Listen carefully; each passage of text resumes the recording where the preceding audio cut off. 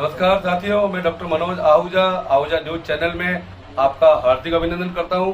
Ahuja news bulletin देखने से पहले हम आपको बता दें, हमारा न्यूज चैनल कोई प्रोफेशनल चैनल नहीं है। आपकी आवाज को उचित मंच तक पहुंचाना हमारी पहली प्राथमिकता है। आपको कानून की विशेष जानकारियां देना हमारा मुख्य उद्देश्य है। हमारे से जुड़े रहने के लिए आप हमारे न्यूज चैनल को अपने मोबाइल पर सब्सक्राइब करें।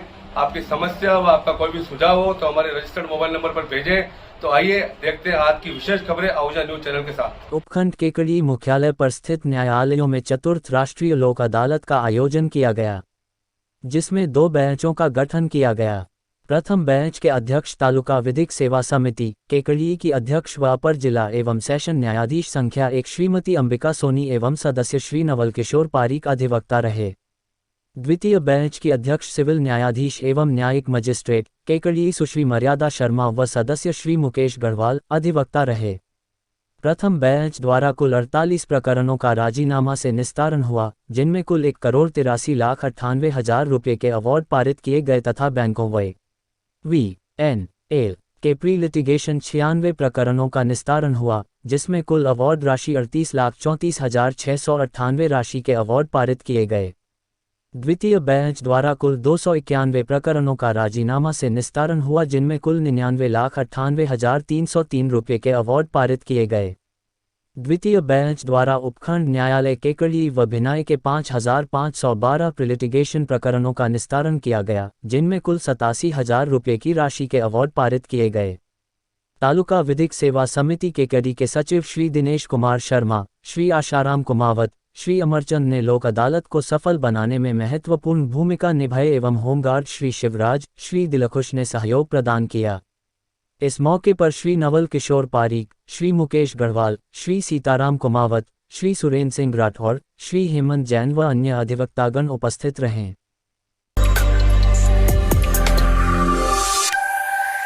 All India girls trekking camp का समापन शुक्रवार को रंगारंग सांस्कृतिक प्रस्तुतियों के साथ संपन्न हुआ। Camp commandant colonel Sameer Chaudhary ने बताया कि all India girls trekking camp में कैडेट्स ने अपने अपने राज्यों के परंपरागत लोक नृत्य की प्रस्तुतियों के साथ कैंप का समापन किया। उन्होंने बताया कि समापन समारोह में एकल गान, एकल नृत्य, समूह नृत्य और समूह गान कैडेट्स के द्वारा पेश किए गए। उत्तराखंड, गुजरात, राजस्थान, जम्मू कश्मीर, पंजाब, हरियाणा, हिमाचल, चंडीगढ़ के कैडेट्स ने अपने अपने राज्यों की मनमोहक सांस्कृतिक परंपरागत नृत्य को पेश किया, जिस पर जमकर कैडेट्स ने तालियां बजाए।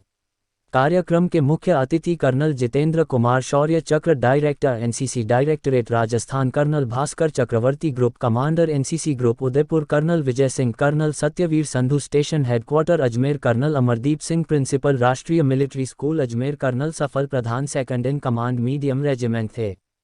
Camp commandant colonel Sameer Chaudhary, सूबेदार मेजर जयपाल ने सभी अतिथियों का स्वागत किया। एनसीसी कैडेट्स ने सैल्यूट के साथ अपने अतिथियों का सम्मान किया। अतिथियों ने सभी कैडेट्स को उज्जवल भविष्य की शुभकामनाएं प्रदान की और राष्ट्रीय कैडेट कोर सहित देश समाज का नाम रोशन करने की सीख दी। लेफ्टिनेंट डा सोनिया जोसफ ने कैंप रिपोर्ट पढ़ी। इस अवसर पर अतिथियों द्वारा विजेताओं को पुरस्कार प्रदान किया गया। यूनिट की ओर से सभी एनसीसी अधिकारियों को निर्देशालय अनुसार सम्मान प्रदान किया गया। इस अवसर पर camp commandant colonel Sudhir Chaudhary ने कैंप में उपस्थित समस्त रुपयाही staff, civil list of NCC अधिकारियों का कैंप के सफल संचालन के लिए धन्यवाद ज्ञापित किया और एनसीसी कैडेट्स को शुभकामनाएं प्रदान की। इस अवसर पर 2 राजस्थान नवल एनसीसी के कमान अधिकारी commander Manish Singh, 5 Raj independent company के कमान अधिकारी colonel Tejendra Singh, 11 Rajasthan battalion NCC unit के प्रशासनिक अधिकारी lieutenant colonel Y S. Chauhan, NCC अधिकारी लेफ्टिनेंट डॉक्टर दीप सिंह सहित अनेक अधिकारी और कर्मचारी उपस्थित थे। मीडिया प्रभारी लेफ्टिनेंट संत कुमार ने बताया कि कैडेट्स ने जाते समय अजमेर की यादों को समझते हुए अपने दोस्तों को बाय बाय अजमेर कहा। कैंटर में चढ़ते समय अनेक कैडेट्स की आंखों से आंसू छलके। नेशनल इंटीग्रेशन का सर्वश्रेष्ठ उदाहरण कैडेट्स के जाने पर दिखाई दिया, जिसमें एक राज्य की कैडेट्स दूसरे राज्य के कैडेट्स के साथ गले मिली और एक दूसरे के बिछड़ने पर आंखों से आंसू छलक आए। फिर मिलने का वादा कर कैडेट्स कैंटर में चढ़े और अपने अपने राज्यों के लिए रवाना हुए। इस अवसर पर कैडेट्स ने अपने दोस्तों के साथ जमकर सेल्फी ली और सोशल मीडिया पर डालकर अपनी खुशी का इजहार किया।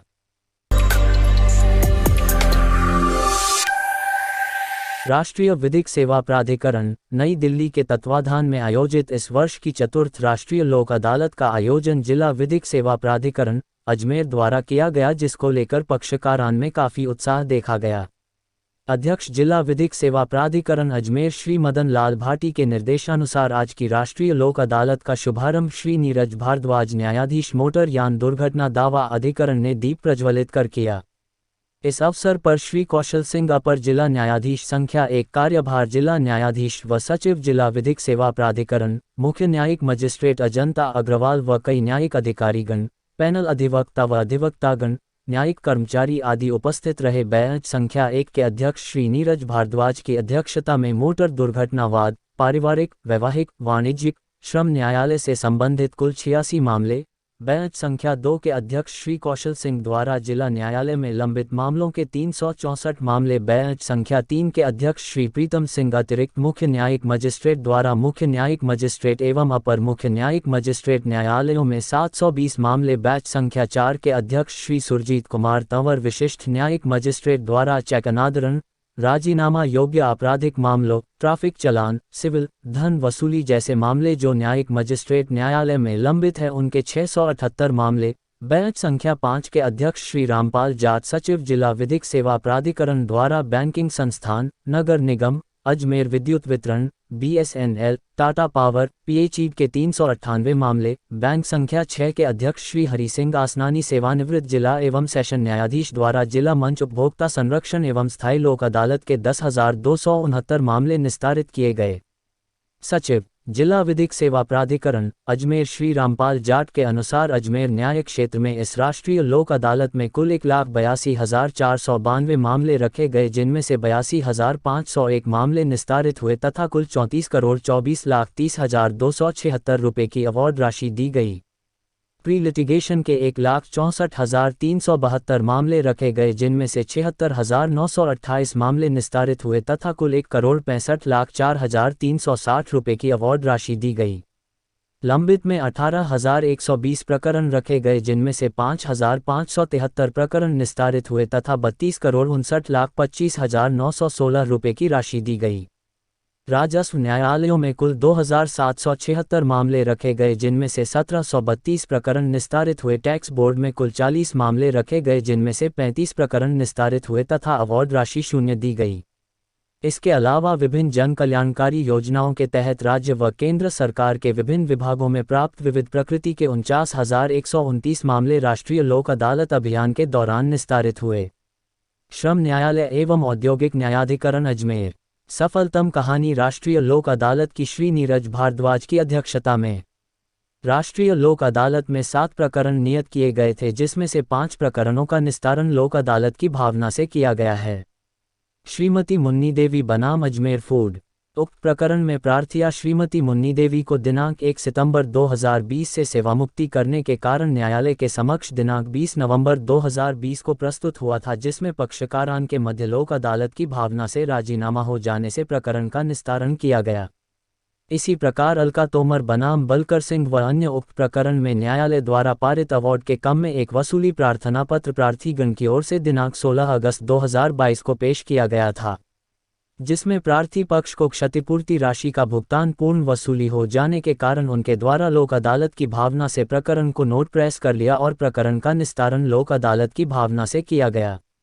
भगवती प्रसाद बनाम राजन मोटर्स उक्त दीवानी वाद न्यायालय के समक्ष प्रतिवादीगण के विरुद्ध बकाया राशि की वसूली के संबंध में अपर जिला एवं सेशन न्यायाधीश संख्या 2 अजमेर से अंतरित होकर प्राप्त हुआ था, जिसमें वादी पक्ष के द्वारा उसकी बकाया राशि की वसूली हो जाने के कारण वाद को आगे नहीं चलाने के कारण लोक अदालत की भावना से प्रकरण का निस्तारण किया गया।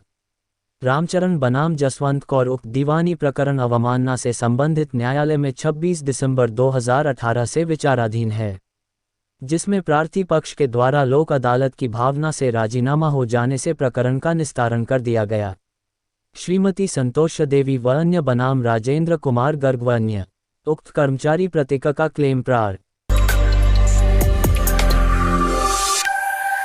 कस्बे के राजकीय महाविद्यालय भिनाई को स्वीकृत होकर शुरू हुए 3 साल होने के बाद भी महाविद्यालय कस्बे के राजकीय उच्च माध्यमिक विद्यालय के 2 कमरों में ही चल रहा है। प्रथम वर्ष, द्वितीय वर्ष व तृतीय वर्ष की कक्षाएं मात्र 2 कमरों में ही चल रही है। राजकीय महाविद्यालय भिनाई की समस्याओं को लेकर छात्र संघ अध्यक्ष रेखा जांगिड़ के नेतृत्व में विभिन्न छात्र छात्राओं ने जिला कलेक्टर अंशदीप के नाम उपखंड अधिकारी प्रभात त्रिपाठी को ज्ञापन सौंपा।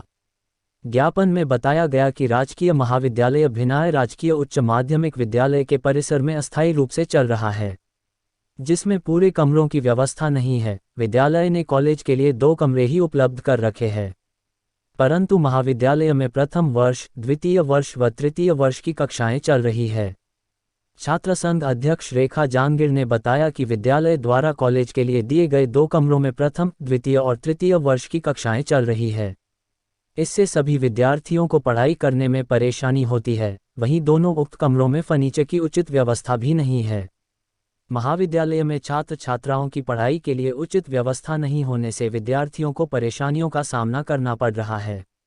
विद्यार्थी टूर्नामेंट की तैयारी करना चाहते हैं, लेकिन तैयारी कराने के लिए कोई शारीरिक अध्यापक नहीं है और न ही कोई ग्राउंड उपलब्ध है।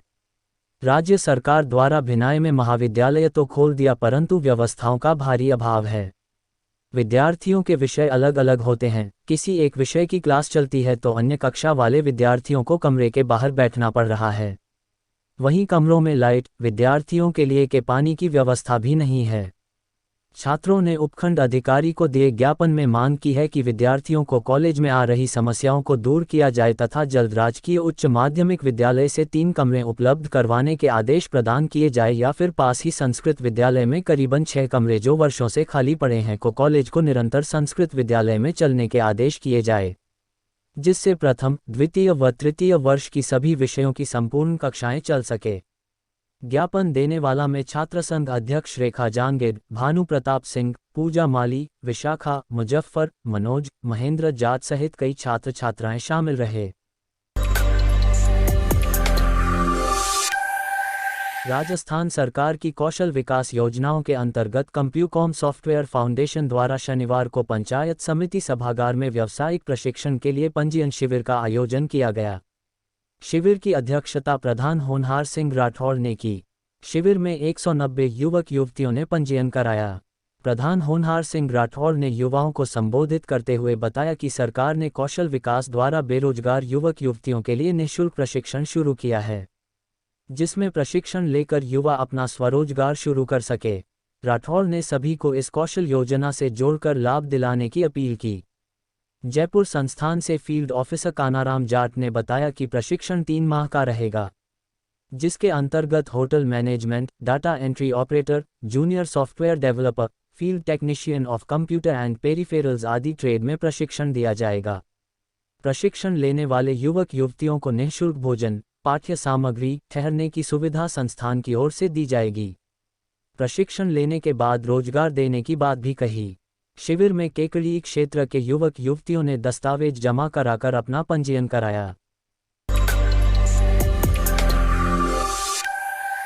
राजकीय महाविद्यालय केकड़ी में शनिवार को मतदाता साक्षरता क्लब के तत्वावधान में क्लस्टर कैंप का आयोजन किया गया, जिसमें महाविद्यालय के छात्र छात्राओं ने भाग लिया। कार्यक्रम में छात्रों को संबोधित करते हुए डॉक्टर देवेंद्र सोलंकी ने मतदान को युवा की सबसे बड़ी शक्ति बताया, जिसका प्रयोग करके सशक्त सरकार के निर्माण में युवा योगदान दे सकता है। उन्होंने नोटा के प्रयोग पर भी चर्चा की। डॉक्टर मनोज सूर्यवंशी ने उपस्थित छात्र छात्राओं को वोट के महत्व की जानकारी दी। उन्होंने कहा कि भारत युवाओं का देश है जो देश की तस्वीर को बदलने की क्षमता रखता है। युवा अपने मत का प्रयोग करके योग्य सरकार का गठन कर सकता है। उन्होंने बताया कि आधार कार्ड से वोटर आईडी कार्ड को जोड़कर फर्जी मतदान पर अंकुश लगाने की प्रक्रिया चल रही है। मतदाता साक्षरता क्लब प्रभारी डॉक्टर नीता चौहान ने वोटर हेल्पलाइन ऐप की जानकारी दी और अपेक्षा की कि सभी छात्र छात्राएं जो 18 वर्ष के होने वाले हैं अथवा हो चुके हैं और जिनका वोटर आईडी कार्ड नहीं बनवाया हुआ है तो वह वोटर हेल्पलाइन ऐप के माध्यम से अपना पंजीयन करवा सकते हैं ताकि आने वाले चुनाव में अपने मत का प्रयोग कर सकें। डॉक्टर चेरियन मैथ्यू ने सभी का आभार व्यक्त किया। लायंस क्लब केकेडी एवं डीडी नेत्र फाउंडेशन कोटा के संयुक्त तत्वाधान में आयोजित निःशुल्क नेत्र चिकित्सा शिविर 13 नवंबर प्रातः 10 बजे यहां जयपुर रोड स्थित लॉयंस भवन में आयोजित किया जाएगा। क्लब प्रशासक दिनेश गर्ग ने बताया कि शिविर का आयोजन शकुंतला देवी अग्रवाल कनकावती हॉस्पिटल अजमेर रोड केकड़ी द्वारा आयोजित किया जा रहा है। क्लब के सचिव पुरुषोत्तम गर्ग ने बताया कि शिविर में नेत्र रोगियों की जांच कर ऑपरेशन योग्य रोगियों को कोटा ले जाकर 14 नवंबर को ऑपरेशन किया जाएगा। कोषाध्यक्ष विनय पांड्या ने बताया कि नेत्र चिकित्सा शिविर के साथ डॉक्टर रामेश्वर चौधरी के द्वारा लायंस भवन में ही फिजियोथेरेपी का शिविर भी आयोजित किया जाएगा।